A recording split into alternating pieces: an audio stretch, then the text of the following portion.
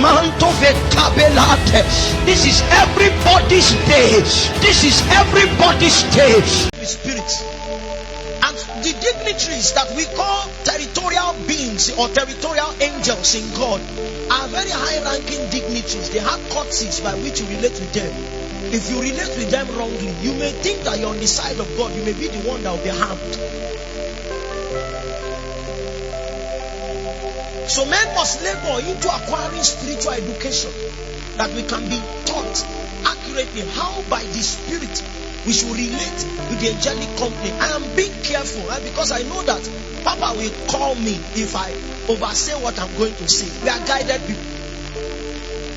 The believer does not have direct access to the angelic dimension. Even in warfare, you can't summon them because they only obey the voice of His commands. Are you with me? I know that there are people on the landscape who believe that they have stature to command angels, but when your Lord hung on the cross, even though He was there in the day of the creation of those angels, He said, I can ask my Father, and He will send a legion of angels, making you understand that when He embodied humanity, He began to operate at our level. I can take you back to show you where these angelic interactions began. It was in the day that a man called Jacob stumbled upon a particular plain. And when he gathered the stones of that plain together, laid his head on them, the Bible said a ladder opened up to heaven. And the angels of the Lord began to ascend and descend. And at the top of the ladder was the Lord Himself. He spoke to him. We did not know what that ladder was until Philip came and grabbed Nathanael. We have seen the one of whom the prophets wrote. He's Jesus. He's the son of Joseph, and he's from Nazareth. And so Nathanael, being a man who understood the right things, said, can any good thing come out of Nazareth? Because when I checked the books, it was not Nazareth, it was Bethlehem. Come and see. Jesus said, a Jew without guile. I saw you when you sat under the tree. And Nathanael said to him, Rabboni, my master, King of Israel. And Jesus said, you call me these names, and I will show you greater things.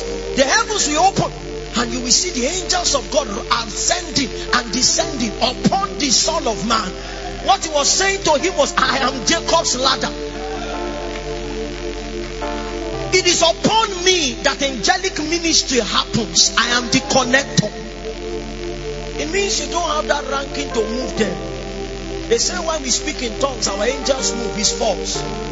Because he that speaketh in unknown tongues speaketh to God, not to angels.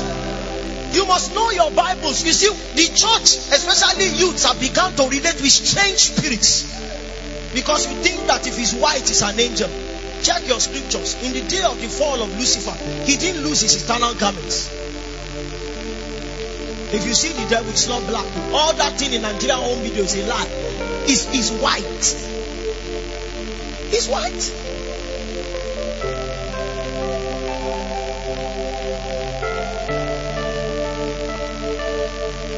So we must understand how these things work. Lest we start out. I've seen it across the nation. Somebody starts out in intercession. He harvests madness. He harvests immorality. Because the spirits that he began to interact with was not God. A spirit can say what is right, but it can still be false. Where a spirit cannot lie is the nature that it communicates. So if we are praying and we say we are engaging angels and immorality is increasing, and self-seeking existence becomes our defining feature, what it means is not that it means we are not relating with the angels of God.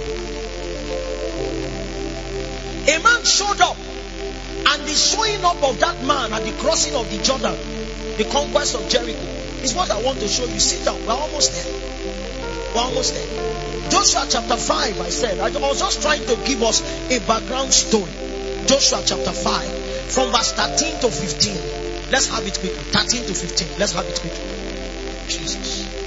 And it came to pass when Joshua was by Jericho that he lifted up his eyes and looked, and behold, there stood a man against him with his sword drawn in his hand. Just like in Daniel chapter 9, we had the man Gabriel we also see another man here. It's an advertisement of what angels look like. Not all angels have wings. Most of them don't have. We know the cherubims have. We know the seraphims have. But angels have the potential to look just like normal men. The reason why scripture says when they appear, fear not, it's not because we are afraid by their looks. Some of them have very scary looks, but most of them look like men. They just have a dread that they carry. That you see a normal man standing beside you, but there's an awe around him that strikes fear in your heart. So they calm you down and say, fear not. Why do they exhibit that dread? It's because they travel with the atmosphere. A man stood with a drawn sword, give it back, in his hand. And Joshua went unto him and said unto him, art thou for us or for our adversaries? Go ahead. And he said, nay, but as the captain of the host of the Lord, am I now come? And Joshua fell on his face to the earth and did worship, and said unto him, what saith my Lord unto his servant? Courtesy. Where I'm going is not this demonstration of courtesy. My discussion actually is around the response of this man with a drawn sword. That in the day that the territories of the earth are to be conquered, God begins to send an angelic company to partner with us in battle. And there are times where certain functionaries, human functionaries, have to meet one-on-one with their spiritual counterparts. In that day, you must understand that these beings are not emotional. These beings only obey the counsels of God. Joshua said, art thou for us or for our adversaries? Simple translation says, are you for us or against us? And he says, neither. How is it that I come to the place of intercession and I found out that there are not two sides to a coin, there are actually three? The ultimate battle will be won by two sides, but I have three sides. Because there is the side of God, there is my side, there is the adversary's side. The angel was saying to Joshua, understand that in forging partnership, there is a posture that you must have. We cannot line up with you, Joshua. You will rather line up with us. If you do not align with what I stand for, I am an enemy to you. Invariably, I am a friend to your enemy. And because the enemy of mine, see, I always miss that thing. The enemy of my enemy is my friend. If I want to harm this thing and somebody wants to harm this thing, that person is my friend because our intentions are the same. Where a man who is engaging for conquest has not fully aligned with God, the invitation of the angelic company will be to his detriment. Because God is still your enemy. The enemy is your enemy. It means that you are worse off than when you started, when all you had were beasts in the territory. The angel said no. It is in those days that we begin to seek partnership with the angelic company, and conformity to Christ becomes an added advantage. Because the angels that come to partner with us in territorial pursuits have a picture of what a man should look like. Are you with me?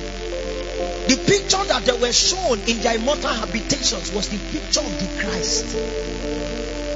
And when they meet a man who does not look like the Christ, the ability to partner with that man becomes challenging. In the days of Jacob, Jacob was supposed to be the one through whom the blessing will come into replication. It was 1-to-1.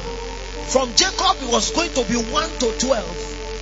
When God saw that this man could not house the blessing, an angel came And that angel did not come to court Jacob.